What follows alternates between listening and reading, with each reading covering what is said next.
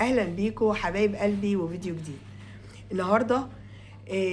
في حاجه مهمه جدا لازم اتكلم عليها طالما انا بتكلم عن الصيام المتقطع او عن الدايت، وخاصه قبل رمضان، عشان لو احنا اتعرضنا ليها قبل رمضان نعرف نتدارك الامر. يعني بدردش معاكم كده النهارده في الموضوع ده. ايه هو؟ هل انت وانت بتعملي دايت او صيام متقطع بتلاحظي ثبات للوزن وثبات للميزان؟ طب هل الميزان هو المقياس؟ طب لو لقيت ميزاني ثابت اتصرف ازاي؟ طب ايه الاسباب اللي انا مش واخده بالي منها وخلت الميزان ثابت؟ هتكلم معاكم في النقاط اللي انا حصلت لي، لان انتوا عارفين ان انا بنقل لكم تجربة ومشاكل عن طريق تجربة شخصية انا مريت بيها في الموضوع ده. انا لما وصلت لوزن معين اكتشفت ان كل ما اوزن بلاقي وزني ثابت. انا باكل وماشي على الصيام المتقطع وبعمل الرياضة وبشرب المية وكل ده وماشية زي ما الكتاب بيقول، وفي نفس الوقت انا وزني ثابت. طيب الثبات ده وثبات الميزان ده جاي منين؟ هقول لكم. اللي انا اكتشفته ان اول غلطة كنت انا بقع فيها ومش واخده بالي خالص خالص خالص، ان انا مثلا لو انا المفروض اكل مثلا جرامات معينه من البروتين وجرامات معينه من النشويات وجرامات معينه من الخضروات وهكذا، كنت انا اقول لنفسي طب ما اقلل. كل ما اقلل هلاقي نفسي ان انا خسيت اكتر. طيب لو انا مثلا شلت النشويات خالص كده بقى انا فعلا هخس. ده غلط. التقليل يا جماعة في العناصر دي او التقليل في السعرات لحد معين، او ان انا اشيل من اكلاتي حاجات معينة اشيلها خالص، ما اقللش منها، اشيلها خالص، ده هيأثر على التخسيس بتاع جسمي. جسمي هيتخض، يعني نقصه عناصر، وفي نفس الوقت انا كنت معوداه على حاجة معينة فاجتهدت بيني وبين نفسي كده ومنعت الحاجة دي. ما ده غلط. الجسم لازم نعامله بواحدة واحدة. مفيش منع نهائي، يعني مفيش منع مرة واحدة.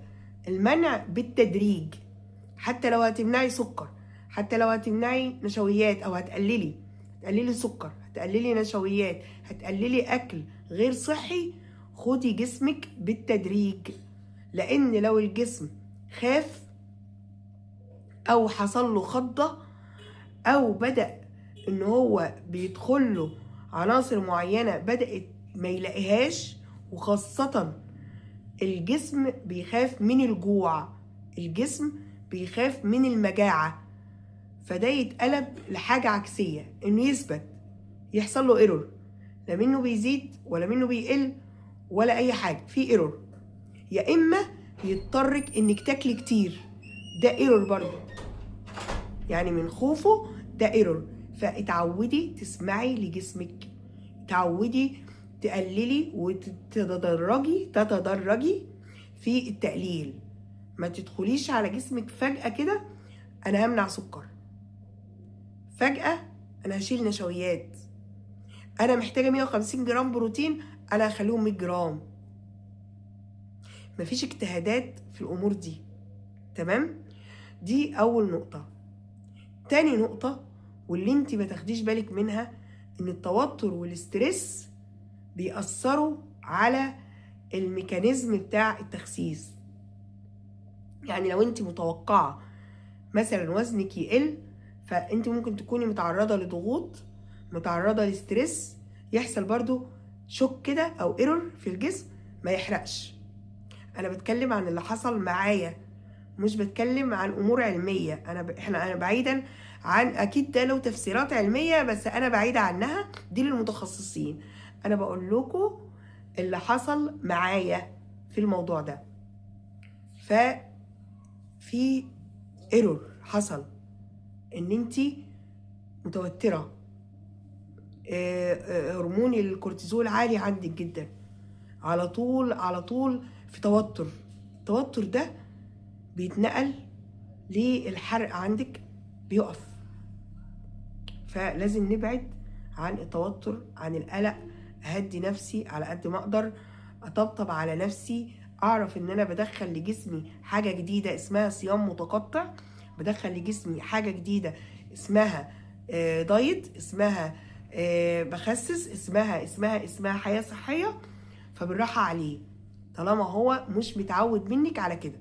فخدي الامور واحدة واحدة وبالتدريج. تمام. النقطة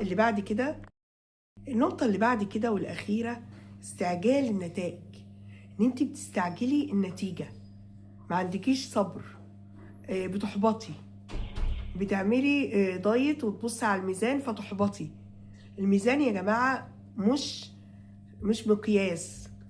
فالصبر وطول البال في الموضوع بيؤدي لنتائج كويسة.